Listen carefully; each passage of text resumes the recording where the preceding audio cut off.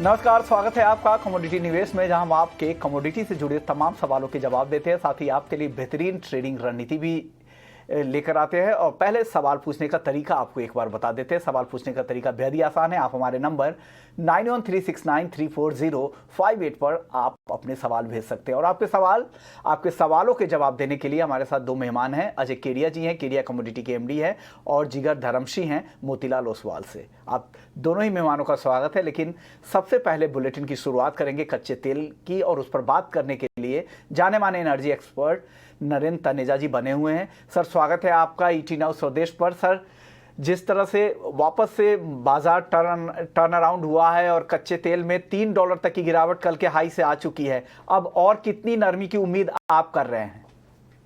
देखिए, जो यूक्रेन को लेकर के जो सारा हो रहा था, उसी से बाजार की कीमतें, तेल की कीमतें ऊपर गई थी, क्योंकि ये यूक्रेन के बारे में कम था, ऊर्जा के बारे में याद था, लोग ज्यादा था, और ये एक तरह का एनर्जी वॉर थी जो हम देख रहे हैं, और अभी वो चल रही है, अभी खत्म नहीं हुई है। लेकिन अगर ये जब तक औपचारिक घोषणा अगर हो जाती है कि रशिया जो है वो अपनी फोर्सेस को वापस ले रहा है और कुल मिलाकर के जो एक तरह से शांति वापस आ रही है, तो बाजार में आप देखेंगे बाजार भी शांत होगा। और जब बाजार शांत होगा तो जो डिमांड एंड सप्लाई के फंडामेंटल है, धीरे धीरे बाजार उसकी तरफ जाएगा। और डिमांड एंड सप्लाई के फंडामेंटल के हिसाब से अगर आप चलते हैं तो $80 से ऊपर कच्चा तेल जो है पहुंचा हुआ, बल्कि $76-78 से ज्यादा होने का कोई वजूद नहीं है, क्योंकि उसकी ना ही इतनी मांग बढ़ी है, ना ही सप्लाई में ऐसी कोई दिक्कत है। लेकिन ये था, चूंकि रूस बहुत बड़ा एक्सपोर्टर है तेल का, और ओपेक प्लस रशिया बहुत बड़े एक्सपोर्टर हैं, और कुल मिलाकर के जो ऑयल मार्केट हैं वो किसी भी तरीके की जियोपॉलिटिकल एंजाइटी या तनाव को बिल्कुल बर्दाश्त नहीं कर पाते और ओवर रिएक्ट करते हैं। ये एक मतलब इतिहास इस बात का गवाह है कि मार्केट ने अभी भी ओवर रिएक्ट किया था। मेरे जैसे लोगों को नहीं लगता था कि कोई युद्ध होगा, और युद्ध नहीं होगा, ना रशिया अफोर्ड कर सकता, ना पश्चिम के देश अफोर्ड कर सकते। लेकिन उसका नतीजा ये हुआ, तेल की कीमत ऊपर चली गई। लेकिन अब जो है आप देखेंगे कि आने वाले हफ्तों के अंदर मार्केट जो है वो अपनी फंडामेंटल्स पे वापस जाएगा और कीमतें तेजी से नीचे की तरफ जाएंगी।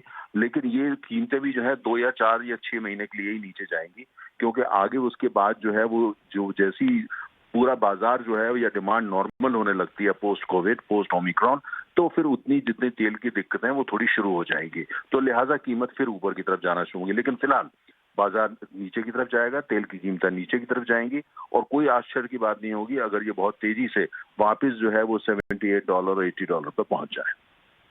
ये अच्छी खबर है। अगर अगले कुछ महीने तक भी अगर राहत मिल जाए, उसके बाद एक रणनीति बनाने में और आपको शिफ्ट होने के लिए भी वक्त मिलता है, तो 2 से 6 महीने तक नरमी की उम्मीद है, लेकिन फिर वापस से तेजी की उम्मीद कर सकते हैं।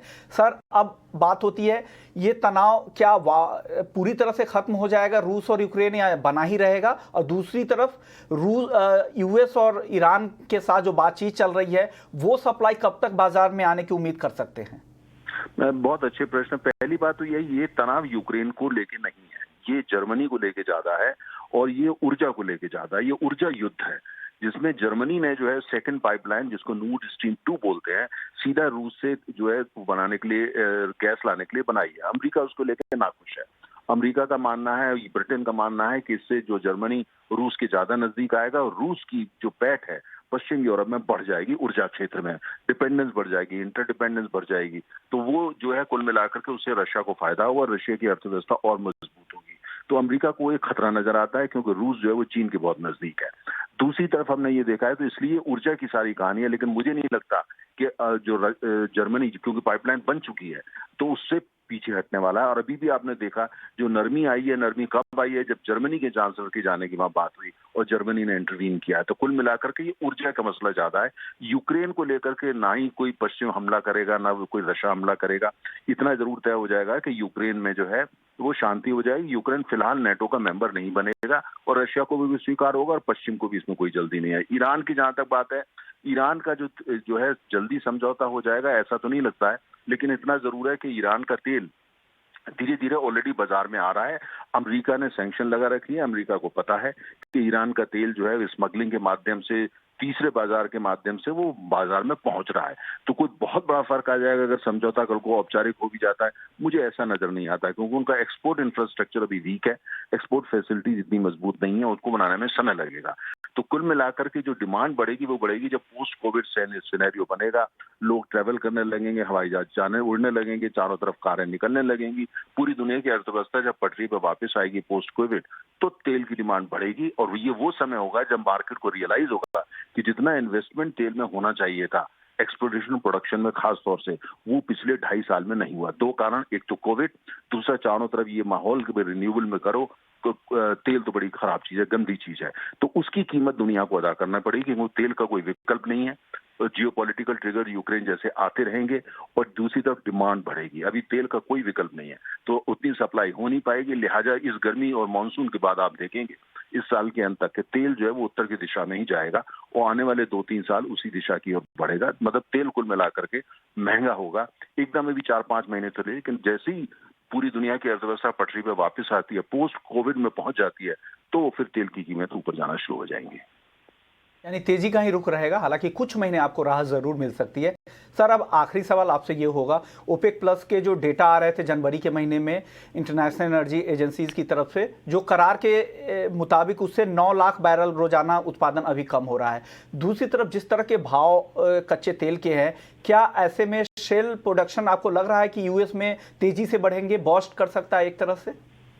दो चीजें हैं, एक तो हमको ये ध्यान रखना पड़ेगा कि ओपेक के अंदर और रशिया को मिला करके सिर्फ सऊदी अरब एक ऐसा देश है जो अगर चाहे तो तेल का उत्पादन और कर सकता है। रूस पूरी क्षमता में उत्पादन कर रहा है, तमाम ओपेक के देश पूरी क्षमता में उत्पादन कर रहे हैं, इससे ज्यादा उनकी क्षमता नहीं है। तेल के भंडार तो हैं, लेकिन फिलहाल उनकी क्षमता नहीं है, रूस के पास भी नहीं है, तो सिर्फ सऊदी अरब है जिसको बोलते हैं स्विंग प्रोड्यूसर, वो होगा। तो मुझे नहीं लगता कि इसके अलावा और कोई है, पहली बात। दूसरी बात जो है, ये जैसे कि आपने जिक्र किया कि ईरान को लेकर के या बाकी उनको लेकर के, मुझे नहीं लगता कि इसके अंदर जो है कोई भारी उसमें परिवर्तन आएगा।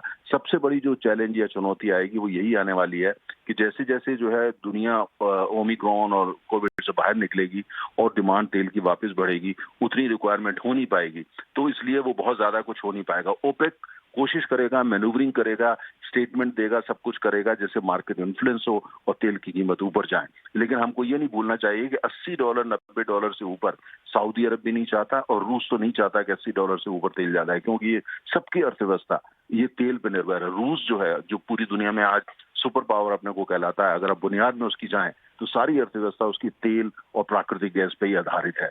और अगर उनकी कीमत बहुत बढ़ जाती है, लोग पूरी दुनिया जो है वो उस तरफ ज्यादा रिन्यूएबल पे ज्यादा आती है, तो उनका भविष्य जो है वो उज्जवल नहीं होगा।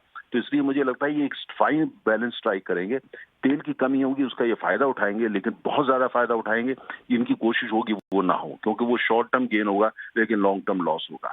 इसलिए रियलिस्टिक अप्रोच होगी, भाषण अलग होंगे, स्टेटमेंट अलग होंगे, उन पर हमें ज्यादा ध्यान नहीं देना। हमने देखा है ओपेक दरअसल करता क्या है, उस पर ज्यादा ध्यान देना होगा।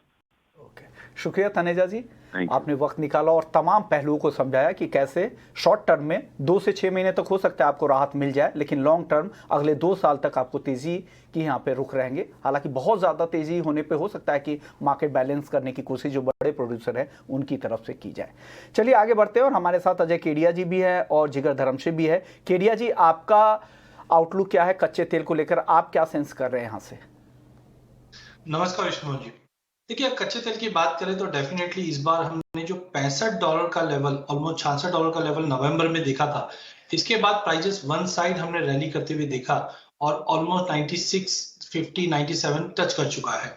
टेक्निकली अगर देखा जाए तो काफी ज्यादा सीवियरली ओवरबॉट है, बट टेक्निकल के सामने फंडामेंटल काफी इंपॉर्टेंट होता है, क्योंकि हम देख रहे हैं अभी 15 दिन या 1.5 महीने के अंदर जो ओवरऑल व्यू बना, पहला पोलर वर्टेक्स यूएस और यूरोप के चलते वहां पे सप्लाई में डिस्टर्बेंस था। इससे पहले लीबिया, कजाकिस्तान और अभी रशिया यूक्रेन के बीच में जो तनाव है, एनर्जी क्राइसिस ऑलमोस्ट यूरोप को घेर चुका है।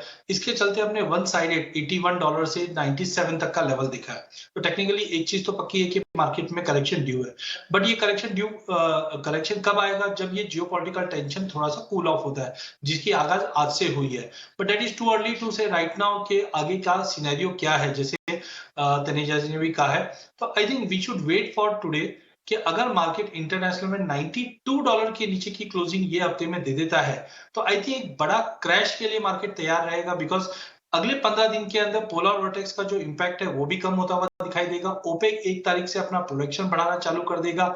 ईरान और यूएस के बीच में भी जो तनाव है वो धीरे धीरे कम होता हुआ दिखाई दे रहा है। तो सारी फैक्टर मुझे लगता है कि एक बार दबाव ला सकता है। इन्फ्लेशन कंसर्न पिछले हफ्ते में हमने देखा यूएस से 40 साल के हाई पे अभी भी बना हुआ है। तो ये सभी को देखते हुए मुझे लगता है कि $92 का लेवल को आप ध्यान रखिए। अगर इसी चीज को हम डोमेस्टिक मार्केट पे अगर कन्वर्ट करते हैं तो आई थिंक 6,950, अगर 6,950 के नीचे अगर क्रूड ऑयल क्लोज दे देता है तो आई थिंक एक बड़ा करेक्शन दिखाई देगा जो डोमेस्टिक मार्केट पे 6400 का लेवल, और इंटरनेशनल में मुझे लगता है कि इनिशियली अगर हम 82 का भी लेवल पकड़ के चले तो 82 से लेकर 8350 के जोन में हमें वापस देखने मिल सकता है।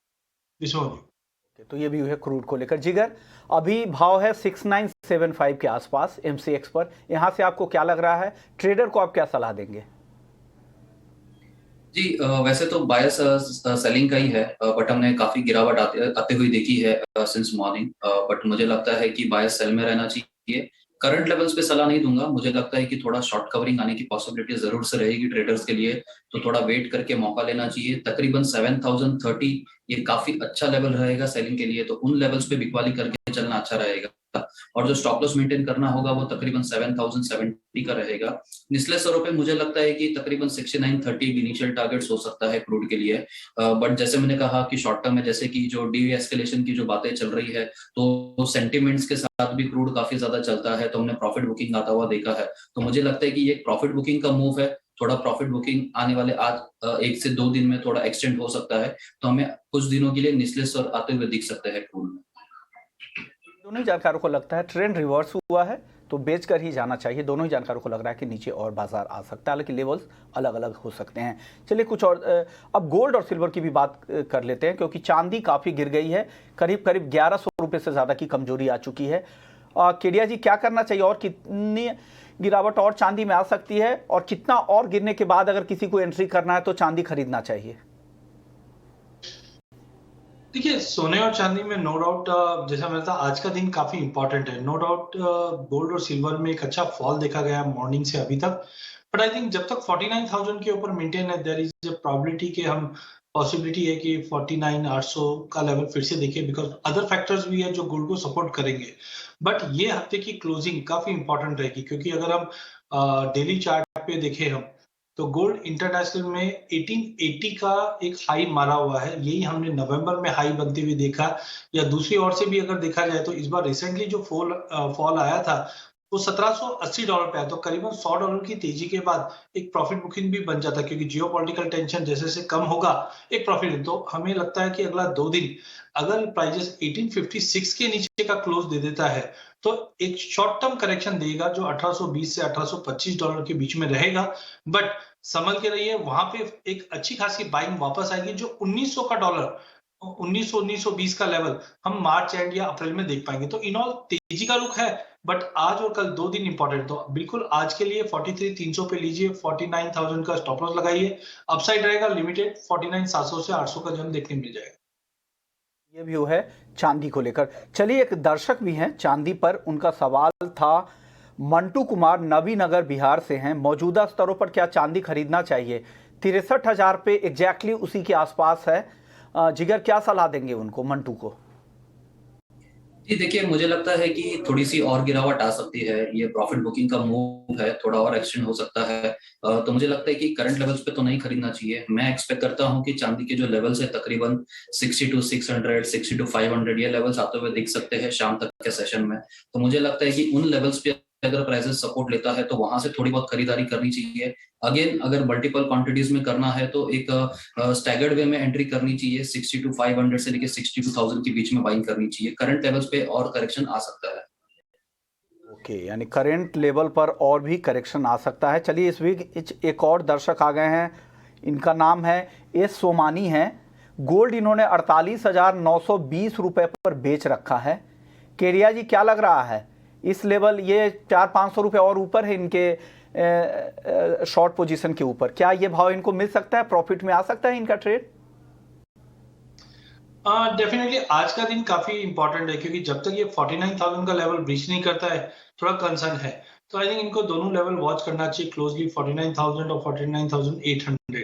बिकॉज अभी भी अगर हम देखें डॉलर में वापस गिरावट चालू हो चुकी है, इन्फ्लेशन कंसर्न बना हुआ है, ईटीएफ में बाइंग कंटिन्यू है, फिजिकल मार्केट भी तेज है। तो आज इनको वॉच रखिए, अगर 49 या इनफैक्ट 49,100 के नीचे भी अगर क्लोज करता है तो प्रोबेबिलिटी ज्यादा है कि 48,700 48,600 तक का लेवल मिलेगा इनको, वहां पे बुक कीजिए। बट आज का दिन काफी इंपॉर्टेंट रहेगा, इस पे ध्यान रखिए। केडिया जी, अब आपसे एक सवाल पूछना चाह रहे हैं एक दर्शक कि एल्युमिनियम इन्होंने 264 रुपए पर खरीद रखा है। अतीर अहमद नाम है इनका, कर्नाटका से इन्होंने सवाल भेजा है, क्या पोजीशन में बने रहे या निकल जाए एल्युमिनियम 264 का? देखिए, एल्यूमिनियम का आउटलुक तो पॉजिटिव है, जिस ढंग से हमने इन्वेंट्रीज में कंटिन्यू ड्रॉप आते हुए देखा है, और साथ में आउटपुट भी जो एनर्जी क्राइसिस है उसके चलते हमने देखा है। बट 2 दिन के अंदर हमने देखा एक अच्छा खासा करेक्शन मार्केट ने लिया 266 का हाई दिखाने के बाद। तो मेरी सलाह रहेगी इनको बेटर 253 का एक स्टॉप लॉस मेंटेन रखिए। जब तक प्राइसेस 253 के ऊपर मेंटेन है, देयर इज हाई प्रोबेबिलिटी कि फिर से हम लोग 262 से 264 का लेवल देख ले। तो ओवरऑल ये बने रह सकते हैं 253 के स्टॉप लॉस से। ये व्यू है अतीर अहमद जी के लिए। एक दर्शक राज दुबे हैं, इनके पास यूएसडी आईएनआर 75 स्तर पर शॉर्ट पोजीशन है। जिगर क्या सलाह देंगे राज जी को? 75 पे शॉर्ट कर रखा है यूएसडी आईएनआर को। देखिए, मुझे लगता है कि रुपए में थोड़ा बहुत प्रॉफिट बुकिंग जरूर आ सकता है यूएसडी आईएनआर पे, जैसे कि 75-40 के करीब है। मुझे लगता है कि एक 55 के थोड़े अबव का एक स्टॉप लॉस मेंटेन करके चलना चाहिए। बट यस, जो ओवरऑल ट्रेंड है रुपी डेप्रिसिएशन की तरफ ज्यादा है, ना कि एप्रिसिएशन की तरफ। हालांकि आने वाले कुछ दिनों में, 1 या 2 दिन में, मुझे लगता है कि थोड़े बहुत 75 के करीब के लेवल्स आएंगे। तो मुझे लगता है कि उन लेवल से करीब आता है तो एक बार एग्जिट का सोचना चाहिए, बहुत ज्यादा होल्ड नहीं करना चाहिए। बिकॉज ओवरऑल ट्रेंड, जैसे मैंने बताया, रुपए भी थोड़ी के कमजोरी की तरफ जा सकता है। तो 75-55 के अबव का स्टॉप रखना चाहिए। इनकेस अगर वो लेवल्स ब्रेक होते हैं तो वहां से भी एग्जिट करके चलना सही रहेगा। तो ये व्यू है आपके लिए करेंसी मार्केट को लेकर। चलिए, पवन कानपुर से इन्होंने सवाल भेजा है, कॉपर और निकेल में आज क्या करना चाहिए? केडिया जी क्या सलाह देंगे पवन को? अगर बेस मेटल की बात करें विजयमोहन जी, तो मुझे लगता है कि जिस ढंग से डिस्कलेशंस हो रहे हैं, जो कंसर्न से वो कूल ऑफ हो रहे हैं, तो ये कहीं ना कहीं कॉपर और निकल दोनों को ही सपोर्ट करेगा। आज के सेशन के लिए 766 767 की रेंज में आप कॉपर को लेके चलिए, 762 का स्टॉप लॉस रखिए। अब साइड में 775 से 776 का लेवल दिखा देगा। वहीं निकल में भी हमने देखा कि आयरन ओर के प्राइसेस में कंटिन्यू तेजी है, स्टेनलेस स्टील में भी डिमांड कंटिन्यू मेंटेन है। मल्टीपल ऑफ टाइम हमने देखा 1740-50 के लेवल से निकल हमेशा एक सपोर्ट लेता हुआ दिखाई देता है। आज के सेशन की भी अगर हम बात करें तो प्राइस 70 के ऊपर अच्छे से ट्रेड कर रहा है, बाइंग कर सकते हैं। बट ध्यान रखिए 790 795 के जोन पे एक बार प्रॉफिट बुक कर लीजिए, क्योंकि we need a strong news और वॉल्यूम जो 1804 के ऊपर निकलने पे 1840 तक का भी लेवल दिखा दे। बट टाइमिंग बाय करके चलिए 1790 से 95 के टारगेट के। सर, केडिया जी, एक खबर आ रही कि रूस मार्च में क्रूड एक्सपोर्ट ड्यूटी बढ़ाकर $58 प्रति टन करेगा। इस खबर का एनर्जी मार्केट पर क्या असर हो सकता है? देखिए, ये एक नॉर्मल प्रोसीजर है। अगर थोड़ा बहुत रिवीजन हमने काफी कंट्रीज में भी देखा है, जैसे हम मिडिल ईस्ट में भी देखते हैं कि प्रीमियम राइज कर देते हैं, तो ज्यादा करके ये एक नॉर्मल प्रोटिंग है। क्योंकि एज ऑफ नाउ बाकी जो इकोनॉमीज है इनके लिए रिचुअल है कि लेना ही है हमें। आई थिंक इसका एक थोड़ा ट्रिगर डिमांड पे इतना कोई इम्पैक्ट नहीं पड़ेगा, क्योंकि पोस्ट पेंडेमिक के बाद डिमांड टोटली ओपन अप है। तो थोड़ा बहुत प्राइसिंग के हिसाब से अगर देखा जाए तो थोड़ा इम्पैक्ट पड़ सकता है। अदरवाइज मुझे नहीं लगता कि डिमांड के ऊपर कोई मेजर इम्पैक्ट पड़ता हुआ दिखाई देगा। ओके, तो ये व्यू है। चलिए अब आगे बढ़ते। पवन का एक और सवाल था, क्रूड और नेचुरल गैस में जानना चाह रहे थे आज के लिए क्या करना चाहिए। जिगर क्या सलाह देंगे क्रूड और नेचुरल गैस पर? जी, जैसे मैंने कहा कि क्रूड में थोड़ी बहुत बिकवाली का एक्सपेक्टेशन है मेरा आज के सेशन में। तो जैसे मैंने सजेस्ट किया था कि करंट लेवल्स पे नहीं, हमें इवनिंग सेशन के लिए थोड़ा पुल बैक पे जरूर बेचने का मौका मिलेगा। तो 7020 7030 ही अच्छे लेवल्स रहेंगे सेलिंग के लिए। वहां के आने के लिए मौका लिए और वेट करें। 7070 का स्टॉप लगाना होगा। 6930 एक इमीडिएट टारगेट है। 6930 के नीचे अगर प्राइसेस सस्टेन करते हैं तो और फर्दर करेक्शन तकरीबन 6850 तक के भी लेवल्स आते हुए दिखेंगे। तो ओवरऑल एक सेल ऑन राइज की स्ट्रेटेजी रखनी चाहिए और ऊपरी स्तरों पे बिकवाली करनी चाहिए। इस स्तरों पर आपको बिकवाली करनी चाहिए। नेचुरल गैस को लेकर आपका व्यू, अच्छी तेजी दिख रही है एमसीएक्स पर केडिया जी? देखिए, नेचुरल गैस में हमने देखा था पिछले हफ्ते की भारी गिरावट का टेक्निकली मार्केट ओवरसोल्ड जोन में भी था। साथ में हमने देखा जो विंटर का अपडेट आया हुआ था जिसमें डिमांड इंप्रूवमेंट बताया जा रहा था मंगलवार तक, तो उसी को देखते हुए प्राइजेस में एक अच्छा खासा गेन्स आया है। बट ये लेवल पे थोड़ा कॉशियस रही है बिकॉज टेक्निकली 332 के ऊपर सस्टेनेबल नहीं है। आई थिंक मार्केट के अंदर एक प्रॉफिट बुकिंग देखने मिल सकता है जो करीबन 316 तक का लेवल रहेगा। तो बेटर है आज के लिए एक बार लॉन्ग पोजीशन से बचे, क्योंकि रशिया और जर्मनी के बीच में जो गैस क्राइसिस था वो मुझे लगता है कि थोड़ा बहुत रिजॉल्व होता हुआ दिखाई देगा, या कूल ऑफ जो टेंशन था वो कम हुआ है, जिसकी वजह से एक प्रॉफिट बुकिंग भी देखने मिल सकता है। तो आई वुड प्रेफर कि 334 के स्टॉप लॉस से बेच के चलिए, नीचे पे 316 318 तक का एक बार लेवल देखने मिल जाएगा। अगले दर्शक कमलेश है, क्रूड इन्होंने 6983 पर शॉर्ट कर रखा है। केडिया जी, क्या ये सही रणनीति है मौजूदा स्तरों पे और कितना गिर सकता है यहाँ से? क्रूड में मुझे लगता है कि 6950 का एक अच्छा स्ट्रॉन्ग सपोर्ट है, इस पे वॉच कीजिए। अगर ये 6950 के नीचे निकल गया तो इमीडिएट तो 6840, बट ओवरऑल मुझे लगता है 6550 के लिए मार्केट तैयारी कर रहा है, तो ये बने रह सकते। अगले दर्शक क्रूड ऑप्शन में रणनीति जानना चाह रहे थे, नाम तो इन्होंने नहीं भेजा है। केडिया जी क्या सलाह देंगे, क्रूड ऑप्शन में कोई रणनीति बन रही है क्या? पुट ऑप्शन खरीदना चाहिए इनको? इनफैक्ट आज मॉर्निंग में ही हमने पोजीशंस बनाई थी, क्योंकि अभी करंट एक्सपायरी तो वापस हम देख रहे हैं एक्सपायरी में। अगर हम अगले महीने की बात करें तो एक बेयर स्प्रेड बनाया जा सकता है, जहां पे 7000 का एक पुट मॉर्निंग में 350 पे मिल रहा था, वो लेकर 6500 का एक पुट राइट कर सकते हैं, जहां पे आपका टोटल आउटफ्लो जो रहेगा वो 170 पॉइंट्स का रहेगा। और जिस ढंग से रशिया वाली जो अपडेट अभी आई है, ये मुझे लगता है कि अगर मटेरियलाइज पूरी तरह से होती है और प्राइसेस 6500 के करीब आता है, तो यहाँ पे ये 30 से 32,000 तक का प्रॉफिट बना सकते हैं। तो बैड स्प्रेड की सलाह रहेगी, जहाँ पे 7000 का पुट लेना है और 6500 का पुट बेचना है, ताकि इनका कॉस्ट भी कम रहेगा और सेफ्टी के साथ भी ये ट्रेड कर पाए। ओके, तो अगर आप ऑप्शन के जरिए अगर ट्रेड करना चाहते हैं तो ये रणनीति केडिया जी की तरफ से आपके लिए है। चलिए अगले दर्शक का सवाल ले लेते हैं। आसिफ है, आसिफ का सवाल है मेटल इंडेक्स पर। इन्होंने 19,000 में लॉन्ग पोजीशन इन्होंने बना रखी है। आसिफ को क्या सलाह देंगे केडिया जी? देखिए, मेटल इंडेक्स की अगर बात करें तो यहाँ पे हमने कप एंड हैंडल फॉर्मेशन देखा था लास्ट वीक, जिसके बाद मार्केट में एक जबरदस्त तेजी बनी। ऊपर में हमने ऑलमोस्ट 19,000 का लेवल देखा है। अभी भी ये फॉर्मेशन कंप्लीट ही है, जो लॉन्ग टर्म में तो 20,000 का लेवल लगता है। टाइमिंग ये बने रह सकते हैं, क्योंकि जब तक प्राइसेस 18,400 का लेवल नहीं तोड़ता है, देयर इज हाई प्रोबेबिलिटी के 19,100 का लेवल फिर से टेस्ट कर पाएगा। जिस ढंग से निकल का वेटेज भी है, और निकल में भी हमें लगता है कि रशिया की ओर से जो कंसर्न्स, रशिया की ओर से जो डिमांड है वो कंटिन्यू मेंटेन रहेगी। तो मुझे लगता है इनको बने रहना चाहिए 19,100 के टारगेट के लिए। मेटल इंडेक्स पर ये आपका व्यू है। अब जिगर, आपका व्यू बेस मेटल में कोई टॉप पिक शाम के लिए? जी, मुझे लगता है कि बेस मेटल्स में एक थोड़ी बहुत रिकवरी आ सकती है, अपसाइड का मोमेंटम रहेगा। तो मुझे कॉपर और जिंक काफी अच्छे लग रहे हैं आज के सेशन के लिए। तो कॉपर में अगर 767 68 के लेवल्स आते हैं तो वो लेवल्स काफी अच्छे रहेंगे खरीदारी के लिए। 764 के करीब का एक स्टॉप लॉस लगाना होगा, और ऊपरी स्तरों पर 775 777 के टारगेट्स आते हुए दिख सकते हैं। साथ ही में जिंक में भी एक पुल बैक के लिए अपॉर्चुनिटी लेनी चाहिए। 297 पे खरीदे और 301 तक के लेवल्स दोबारा आते हुए दिख सकते हैं। ओके, तो कॉपर और जिंक जिगर की तरफ से बेस मेटल आज शाम के लिए। शुक्रिया जिगर आपका, केडिया जी आपका, आप दोनों ने वक्त निकाला और दर्शकों के तमाम सवालों के जवाब भी दिए और बेहतरीन ट्रेडिंग कॉल्स हुई। तो कमोडिटी निवेश में फिलहाल इतना ही, लेकिन आप बने रहिए 18 हाउस स्वदेश के साथ। ब्रेक के बाद मनी।